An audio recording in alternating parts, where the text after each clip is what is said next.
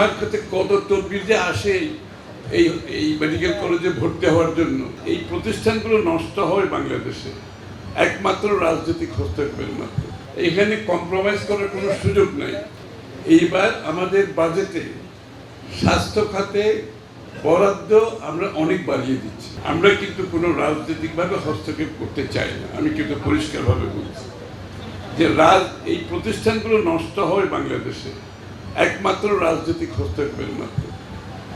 যে আমার কাছে কত তদবির যে আসে এই এই মেডিকেল কলেজে ভর্তি হওয়ার জন্য, আমি সবাইকে তো একটা উত্তর, আমি কারোর জন্য তদবির করতে রাজি নাই। আপনি যদি কোয়ালিফাই করেন, আপনার মেয়ে অথবা ছেলে যদি কোয়ালিফাই করে, তাহলে তারা অ্যাডমিশন হবে। রাজনৈতিকভাবে কোনো অ্যাডমিশন হবে না, কারণ এর মাধ্যমে আমরা প্রতিষ্ঠানগুলোকে ধ্বংস করে দিয়েছি বাংলাদেশে। সুতরাং আপনারা যে স্ট্যান্ডার্ড মেনটেন করছেন, এটা অব্যাহত রাখবেন। এখানে কম্প্রোমাইজ করার কোনো সুযোগ নাই। সে যেই টেলিফোন করুক, যারাই প্রভাবিত করতে চায়, সেদিকে আপনাদের যাওয়ার কোনো দরকার নেই, ইনক্লুডিং মাইসেলফ। কোনো প্রয়োজন নেই। কারণ শিক্ষা প্রতিষ্ঠান যদি, বিশেষ করে একটা মেডিকেল কলেজে যদি শিক্ষার মান কোনোভাবে ক্ষতিগ্রস্ত হয়, শুধুমাত্র যারা শিক্ষার্থী তারা এফেক্টেড হবে, যে বাংলাদেশের জনগণ এফেক্টেড হবে। এইবার আমাদের বাজেটে স্বাস্থ্য খাতে বরাদ্দ আমরা অনেক বাড়িয়ে দিচ্ছি, অনেক বাড়িয়ে দিচ্ছি। কারণ হচ্ছে আমরা যে ইউনিভার্সাল সার্বজনীন হেলথ কেয়ারের কথা বলছি, প্রিভেন্টিভ হেলথ কেয়ারের কথা বলছি, প্রাইমারি হেলথ কেয়ারের কথা বলছি, এটা বাংলাদেশের প্রতিটি নাগরিকের নাগরিক অধিকার।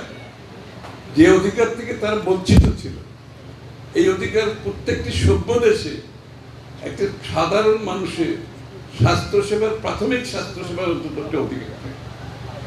এই প্রাথমিক স্বাস্থ্যসেবাকে আমরা আরো উপরের পর্যায়ে নিয়ে যাচ্ছি। যারা হতদরিদ্র, যাদের দারিদ্রতার কারণে চিকিৎসা করতে অসুবিধা হচ্ছে, তাদেরকে আমরা এমনকি উপরের স্তরের যে টারশিয়ারি আরো উপরের যে ট্রিটমেন্টগুলো দরকার, সেইগুলোর জন্য আমরা প্রাইভেট সেক্টরের জন্য একটা অ্যারেঞ্জমেন্টে যাচ্ছি।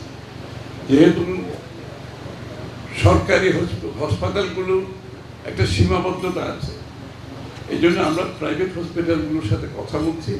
আমরা তাদেরকে তাদের কাছে পেশেন্ট পাঠাবো, তারা তাদের চিকিৎসা করবে, বিলটা সরকার দিয়ে দেবে, বিল সরকার দিয়ে দেবে।